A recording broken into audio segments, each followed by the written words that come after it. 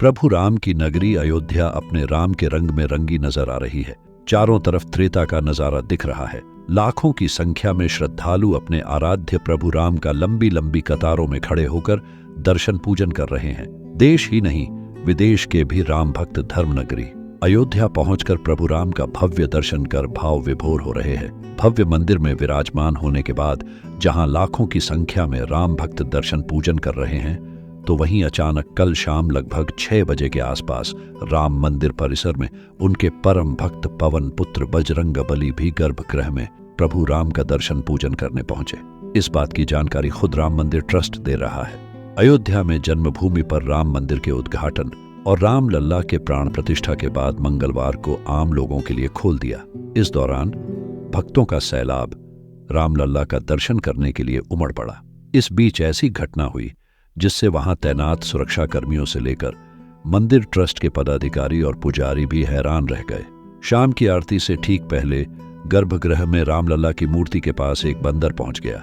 पहले लोगों को लगा कि कहीं रामलला की मूर्ति के ठीक सामने विराजमान मूर्ति को बंदर कोई नुकसान न पहुंचा दे, लेकिन ऐसा कुछ नहीं हुआ। कुछ देर तक रामलला को निहारने के बाद बंदर वापस चला गया।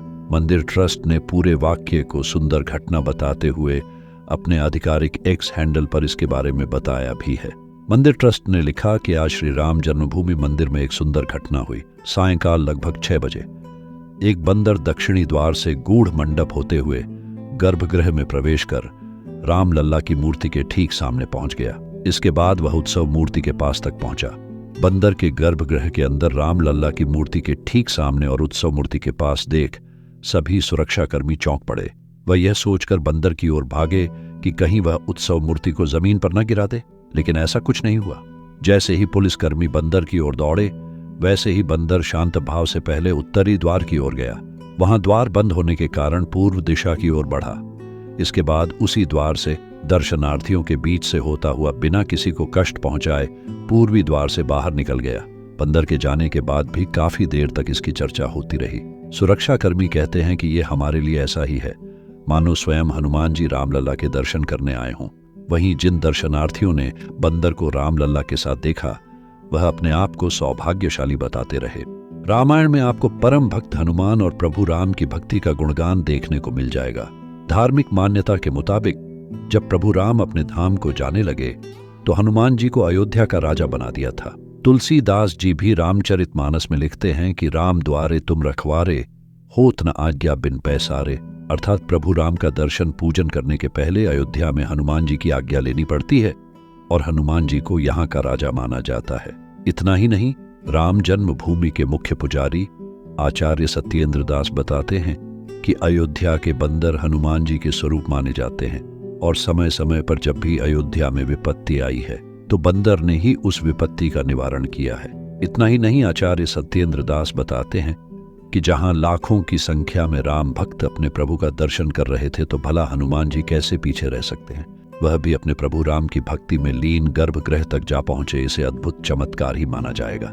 संत जनों के बीच यह चर्चा भी होती है कि अयोध्या के राजा हनुमान जी हैं। भगवान श्री राम और माता सीता ने उन्हें अपना पुत्र कहा है।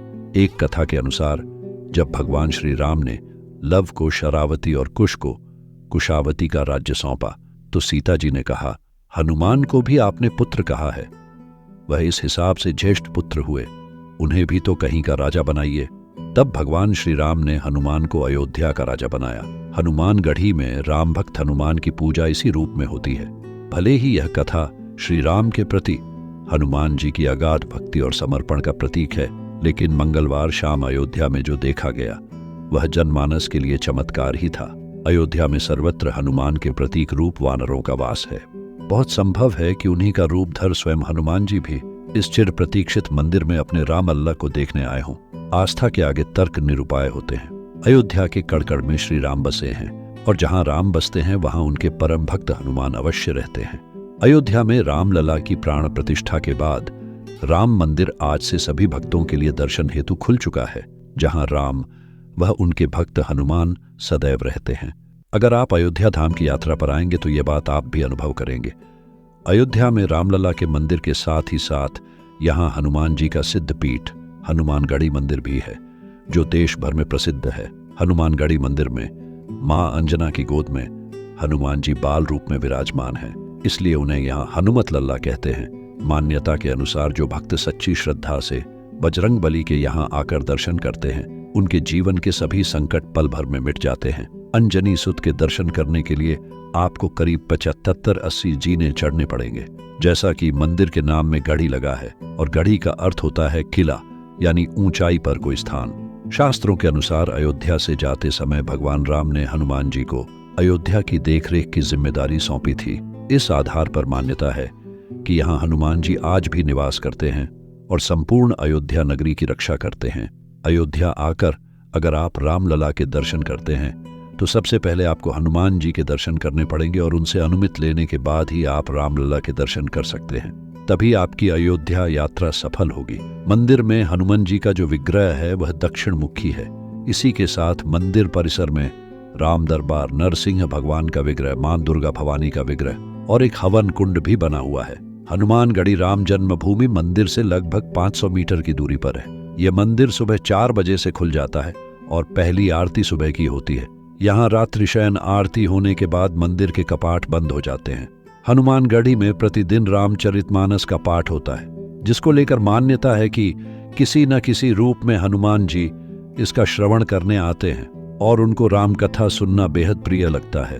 मंदिर परिसर की दीवारों पर हनुमान जी के संपूर्ण पाठ लिखे हुए हैं। ऐसा माना जाता है कि यहाँ बैठकर जो हनुमान जी की पूजा पाठ करता है, उसकी सभी मनोकामनाओं की पूर्ति बजरंगबली कर देते हैं।